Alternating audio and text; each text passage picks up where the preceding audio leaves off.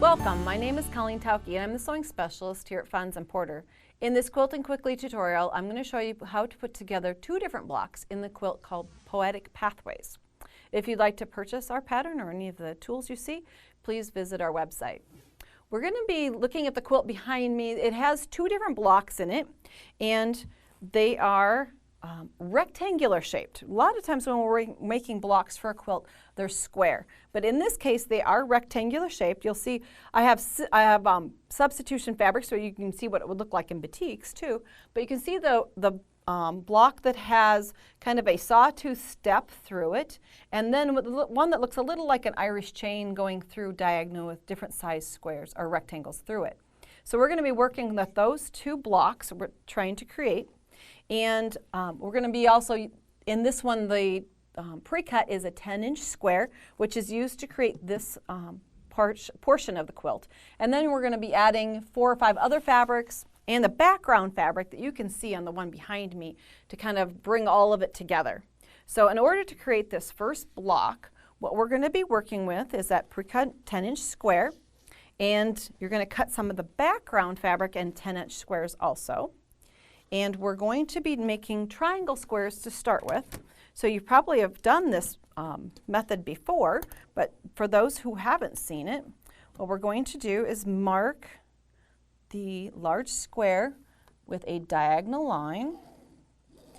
And then we're going to be stitching on either side of the line. That's going to be our cutting line, but as long as you know where your 1/4 inch seam allowance is on your machine, and I have mine set so that my needle is 1/4 inch from the outer edge of my presser foot, then I can just stitch either side of my line. So you would go through the pattern. It'll tell you how many 10-inch squares are designated to be blocks for this. So you'll mark the corresponding number of light squares with a diagonal line, and you'll stitch the right sides together across the blocks. There's one side. Oh, I got caught on my cutting mat there.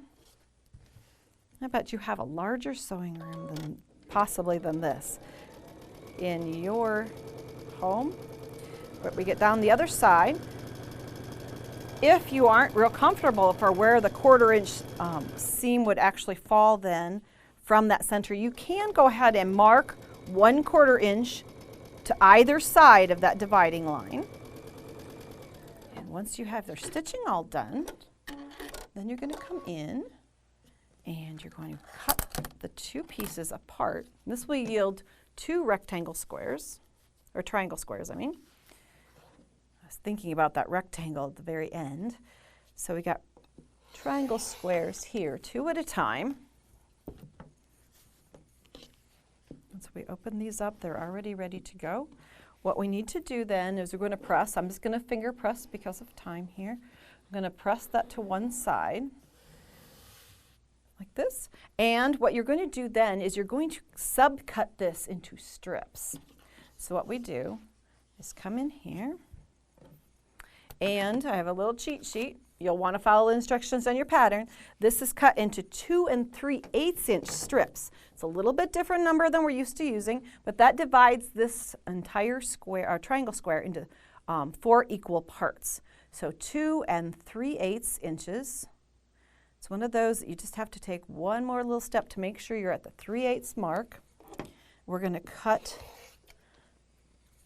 all the way across at 2 3/8. Now, it might be to your advantage to use maybe even this Post-it note as kind of your reminder spot to put it along where the 2 3/8 mark is, so that as you bounce up to that line, you'll remember 2 3/8. We're very used to marking things on 1/4 and 1/2, but 3/8 is a little different one. So we've got 4 pieces equally put together or sliced. Now I'm going to turn these toward me just for a moment, because this is the way in my head I kept track of how to rearrange these. Is to take the bottom one and move it to the top. And I keep doing that because it can get a little bit confusing of how to create the block. Now that's one way to create it. And you will see in the quilt you've got blocks going in different directions, so you're using both sides of the triangle square to create the blocks here. Now you would just simply join these together and create the block like this. And then we have one more block we have to create. The other piece is this that looks a little like part of an Irish chain block. And the simple construction on this is the fun part, is it's simple strip sets. You can kind of see my shadow lines here on the work surface. So you'll know that you're using a bunch of those fabrics in yardage. You're cutting pieces that are 1.5 wide. Here's one and here's another, and another color combination. Your background fabrics are cut 7 inches wide. Then, now those are the outside 2 corners. We've got the next step in where the rectangle is kind of floating. Those are cut at 2 inches wide with cream color on both sides. So we got pieces like this. And then that very center one, we take a bigger bite with that one. That's a 3-inch strip in the center. Now you'll want to follow your instructions. A lot of times we're used to, when we've put on like a 1.5-inch strip, we're thinking 1.5-inch strip because we want this to be a square. It's not quite a square here, it's a rectangle. So make sure you follow your instructions for the size of the strips you're going to be cutting off.